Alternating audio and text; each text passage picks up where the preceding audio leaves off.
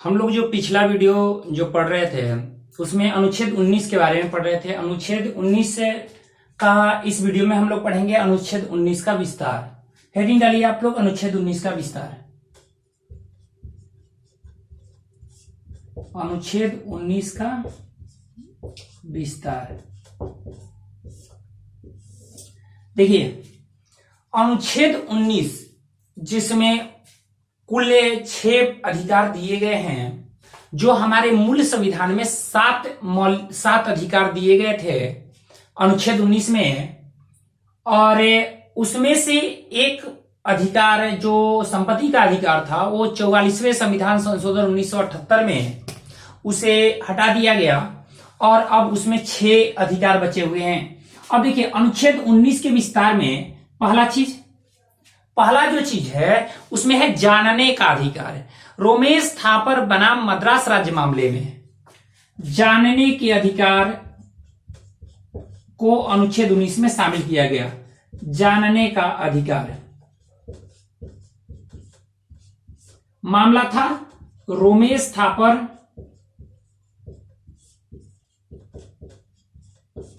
बनाम मद्रास राज्य। इस मामले में जानने के अधिकार को अनुच्छेद 19 में शामिल किया गया। दूसरा चीज, सूचना का अधिकार, राइट टू इंफॉर्मेशन, सूचना का अधिकार, आरटीआई यही है, सूचना का अधिकार। ये हमारे संविधान में सूचना का अधिकार अधिनियम विधेयक 2004 के तहत लाया गया।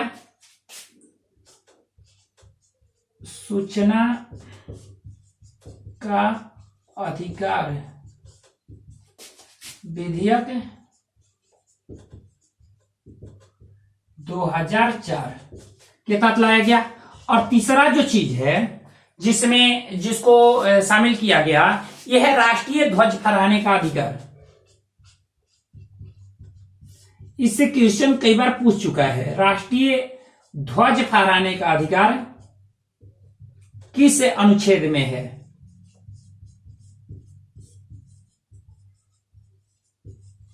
अधिकार यह शामिल किया गया आपको भारत संघ बनाम नवीन जिंदल मामले में।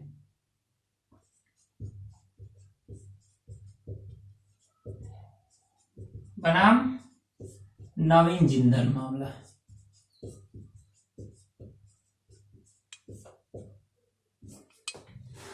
ये देखिए, इसको अनुच्छेद 19 का विस्तार करके जानने के अधिकार को अनुच्छेद 19 में शामिल किया गया, सूचना के अधिकार को अनुच्छेद 19 में शामिल किया गया और राष्ट्रीय ध्वज फहराने के अधिकार को अनुच्छेद 19 में शामिल किया गया। और ये आपको इसमें से हम लोग सूचना के अधिकार, जो कि आज के समय में सबसे एक महत्वपूर्ण टॉपिक है, सूचना का अधिकार, राइट टू इंफॉर्मेशन, आरटीआई, इसके बारे में जानना जरूरी है। तो हेडिंग आप लोग डालिए अगला, सूचना का अधिकार, आरटीआई।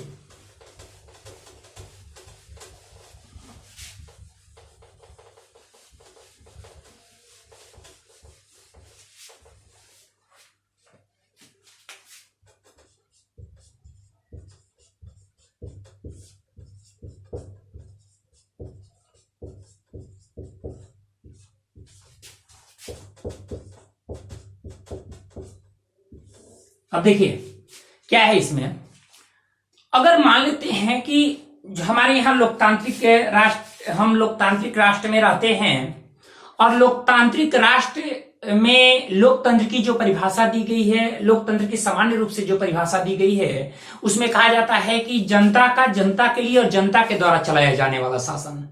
अगर राज्य कोई कार्य करती है तो राज्य के कार्यों की जानकारी जनता को रहे, राज्य जो कार्य कर रही है उसमें पारदर्शिता बनी रहे, लोग चाहें तो राज्य जो कार्य कर रही है उससे संबंधित किसी भी मामले पर वो बात कर सकती है, किसी भी मामले पर वो इंफॉर्मेशन ले सकती है।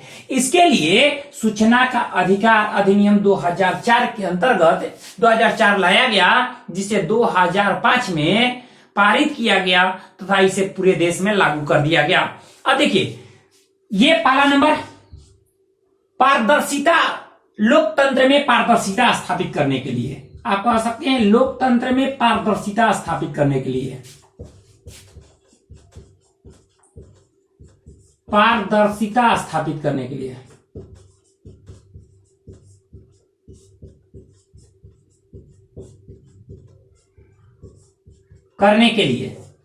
लोकतंत्र में पारदर्शिता स्थापित करने के लिए हमारे संविधान के अनुच्छेद 19 का विस्तार करके सूचना के अधिकार को शामिल किया गया हमारे संविधान में। और इसके तहत जनता, सरकारी एवं गैर सरकारी, आप ये कह सकते हैं सरकारी एवं सरकारी धन पाने वाले गैर सरकारी संगठनों से उनकी गतिविधियों से संबंधित सूचना प्राप्त कर सकते हैं। और इसके तहत 23 दिसंबर 2004 को ये संसद में लाया गया था। 23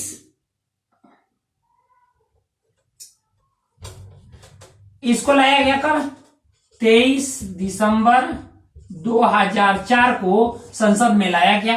कई सारे इस पर बहस चले और आगे चलकर 11 मई 2005 को इसे पारित कर दिया गया। 11 मई 2005 को पारित किया गया लोकसभा में। और पारित करने के बाद राष्ट्रपति की मंजूरी इसे 5 जून 2005 को मिली। 5 जून 2005 को राष्ट्रपति की मंजूरी मिल गई। अब जब राष्ट्रपति की मंजूरी मिल गई तो ये पूरी तरह अब कार्यपालिका अंतिम रूप से यह मंजूरी दे दिया, राष्ट्रपति की अंतिम मंजूरी मिल गई और यह विधेयक पारित हो गया। और ये सूचना का अधिकार अधिनियम पारित हुआ 5 जून 2005 को। आरटीआई जो अधिनियम था ये पारित हो गया 5 जून 2005 को। इसके पारित होने के साथ ही इसको आगे चलते इसको 12 अक्टूबर 2005 को पूरे देश में आरटीआई लागू कर दिया गया। ध्यान रखिएगा, 12 अक्टूबर 2005 को पूरे देश में आरटीआई लागू कर दिया गया। अब देखिए इसमें क्या रखा गया कि सूचना के अधिकार को जब लागू किया गया तो सूचना के अधिकार स्थापित होने के साथ ही यह भारत विश्व का 55वां देश बना जिसने आरटीआई अपने यहां लागू किया। अब देखिए, विश्व का 55वां देश जिसने जनता को सूचना का अधिकार अधिनियम सूचना का अधिकार दिया, यह 55वां ऐसा देश बना। अब देखिए, इस कानून के तहत, इस आरटीआई के तहत हम किसी भी सरकारी या गैर सरकारी संगठनों से उनके विभिन्न गतिविधियों की जानकारी ले सकते हैं। अब देखिए, अगर हम मान लेते हैं कि कोई भी अगर जानकारी लेना है और उसके लिए हम आरटीआई फाइल करते हैं, तो आरटीआई आपको प्रत्येक जिले में दिए गए हैं, इसके ऑफिस हैं। अगर हम आरटीआई फाइल करते हैं तो आरटीआई फाइल करने के 24 घंटे के भीतर इस पे यह काम होना चाहिए कि सूचना के अधिकार के तहत हमें इंफॉर्मेशन दिया जाना चाहिए, इंफॉर्मेशन मिलना चाहिए। एक बात और है, अगर 24 नहीं 48 घंटे लिखिए, 48 घंटे ध्यान रखिएगा। अब देखिए, यानी आरटीआई फाइल करने के 48 घंटे के भीतर हमें जिस चीज की जानकारी के लिए हमने आरटीआई फाइल किया है उसकी जानकारी होनी चाहिए। अगर ऐसा नहीं होता है, आवेदन के 48 घंटे के भीतर हमको जवाब अगर नहीं मिलता है, तो उस समय सूचना उपलब्ध नहीं कराने वाले अधिकारियों को दंडित किया जा सकता है, उस पे या प्रशासनिक कार्रवाई की जा सकती है। यह बात ध्यान रखिएगा। अब इससे 12 अक्टूबर जब 2005 को पूरे देश में आरटीआई लागू हुआ तो इसके तहत एक केंद्रीय सूचना आयोग का गठन किया गया और केंद्रीय सूचना आयोग का गठन 26 अक्टूबर 2005 को किया गया। 26 अक्टूबर 2005 को केंद्रीय सूचना आयोग का गठन किया गया। अब इस केंद्रीय सूचना आयोग का जो प्रमुख होगा केंद्रीय सूचना आयुक्त होगा, या मुख्य सूचना आयुक्त कह सकते हैं, मुख्य सूचना आयुक्त होगा।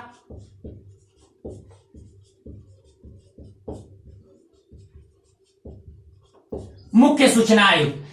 केंद्रीय सूचना आयोग का गठन 26 अक्टूबर 2005 को किया गया तथा प्रत्येक राज्यों में प्रदेश सूचना अधिकारी को नियुक्त किया जाता है, जो क्षेत्रीय स्तर पर, राज्य स्तर पर जो होते हैं। और ये प्रदेश जो सूचना अधिकारी होते हैं ये आपको प्रत्येक राज्यों के लिए होते हैं, जबकि मुख्य सूचना आयुक्त ये मुख्य सूचना अधिकारी केंद्रीय सूचना आयोग का प्रमुख होता है और इसके सहयोगी के रूप में भी कुछ अधिकारी शामिल होते हैं। केंद्रीय सूचना आयोग का गठन 26 अक्टूबर 2005 को किया गया था। ये सारी चीजें आप इसका एक नोट्स तैयार कीजिएगा। लेकिन ये दोस्तों ये बात ध्यान रखिएगा कि आप अनुच्छेद 19 पढ़ रहे हैं तो आप इसको पढ़ने से पहले वाले वीडियो को जरूर देख लें, उसके बाद ही इसको देखेंगे, तभी आपको समझ में आ पाएगा। और आपको प्रत्येक वीडियो आप तक मिल सके इसके लिए आप इस हमारे चैनल को सब्सक्राइब कर दें और आप बेल आइकन दबा दें, ताकि आपको प्रत्येक चीजें जो भी हम वीडियो अपलोड करते रहें आपको उसका नोटिफिकेशन मिलता रहे और आप देखते रहें। और प्रत्येक चीजें जो हम पढ़ा रहे हैं उसका आप नोट्स तैयार करते रहें। आज की इस वीडियो में हम इतना ही। अगले वीडियो में हम लोग पढ़ेंगे अनुच्छेद 20 के बारे में। धन्यवाद।